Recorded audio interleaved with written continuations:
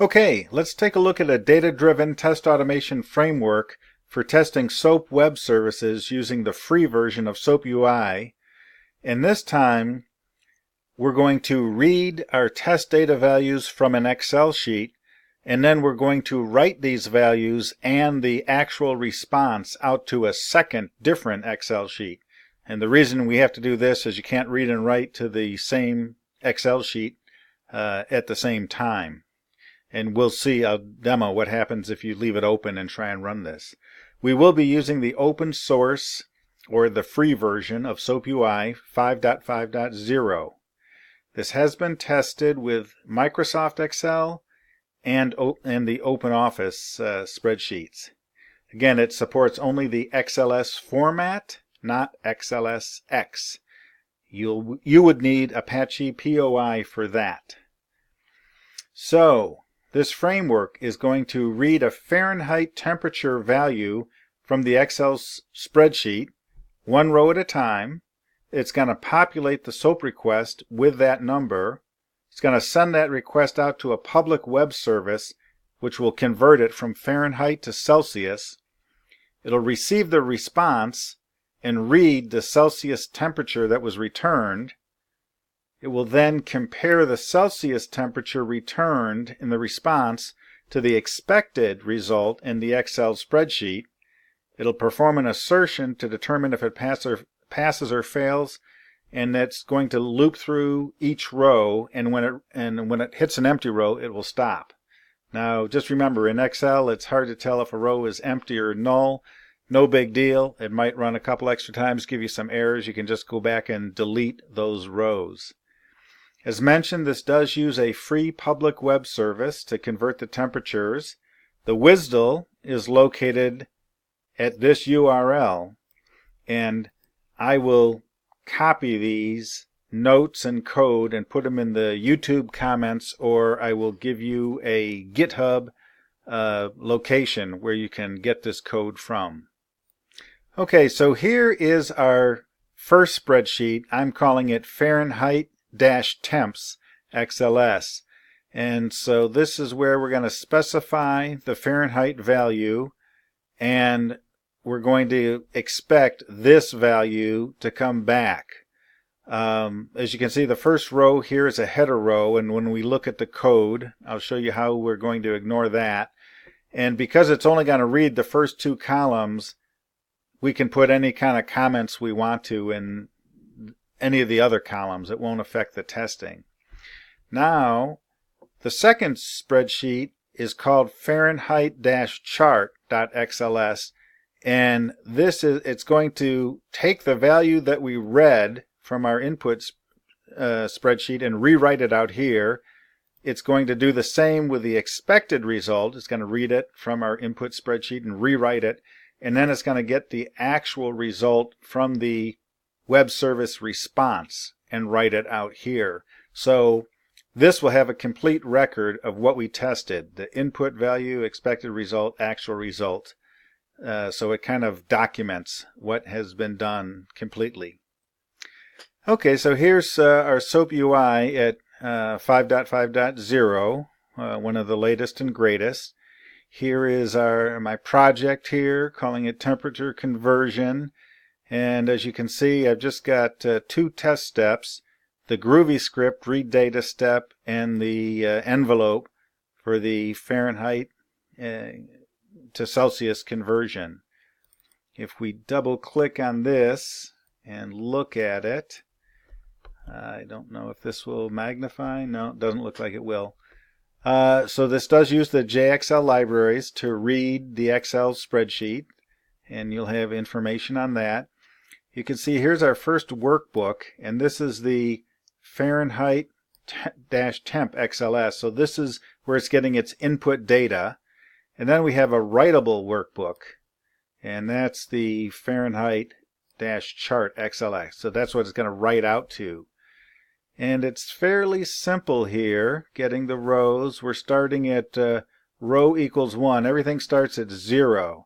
So we're saying row 0 is the header row, so we're going to skip that. We're going to start at the second row, which is row number 1. And out here, it's just going to rewrite the labels so we have that in our output. I think this is our output, right? The chart? Yeah, so it's going to write that. That's all that's doing here. Then it's going to read the Fahrenheit temperatures from our input spreadsheet. And then it sends them off in this is actually where it sends it off right here to the Fahrenheit to Celsius request step, which is down here. And we define some variables that we use for the response. And if we, as a matter of fact, if we look at the request, you will see that we're sending out at the test case level, the Fahrenheit value. So that will read it from the spreadsheet, set the Fahrenheit value to that value, and then let's see, I have to shrink this so we can see the assertions. Whoops, click it once. We've got a couple of assertions here. One is where we read the expected result and we're going to assert that it matches that. Another type of assertion is an XPath.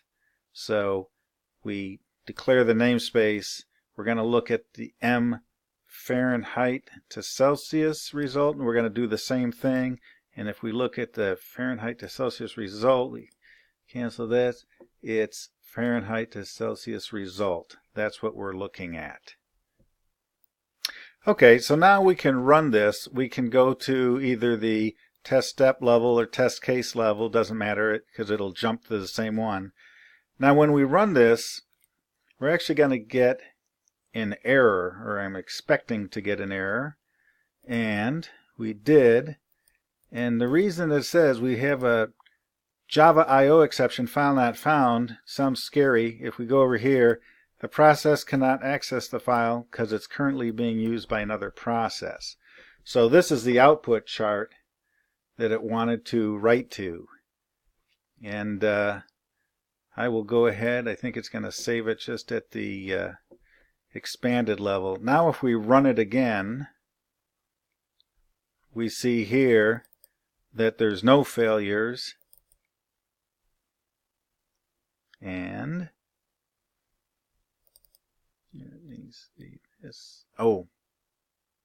okay, this is one of the issues.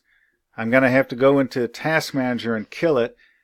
I forgot, if you leave the envelope open when you run a lot of these tests that loop, and you can see mine is only going to loop 4 times, it hangs SoapUI. So I'm going to have to kill SoapUI and restart it. Okay, I have killed SoapUI and restarted it. Let's go ahead and double click, and we've got the spreadsheet closed, the input spreadsheet. We run it. Let's go take a look. So the first one, we have value of 0. This is our input sheet, and we have 0. And then we said we're going to expect 17.77775. 17.775, that looks good. 32 and 0, that's easy to remember, 32 and 0. So that's a pass. 3, we've got 100 and 37.77. 137.77. Next one, 212 and 100. Open this up, 212, and we got 100 returned. Okay. Now the other thing we can do just to check it is go back over here. Here's our Fahrenheit temp. We can see that it's, let's see, no, we want chart. Here it is. So it was just updated right now. You'll have to take my word for that. Let me try and make this larger. So here's what it rewrote, but it looks the same anyway. So let's close this. We'll discard that. Now the nice thing about data-driven testing is I want to now add a new test case, and I want to know what 68. I think that was 20. I'll say not sure. Save this. Now let's go back and run this. Now let's see. Is this 68? So that's what we got. And so sure enough, it came back as 20. Let's refresh our chart here. 812. And let's expand this. And so again, now you can see that it took our new value 68, rewrote it, took our new expected result, rewrote it, and put the actual result out there. We can close that, and just for fun we can do something like 45, and let's put a negative. I have no idea what this is. Let's see what happens. Come back here, close that, run it. Oh, I don't think I put a expected result. So let's see. 45. So that's 7.2.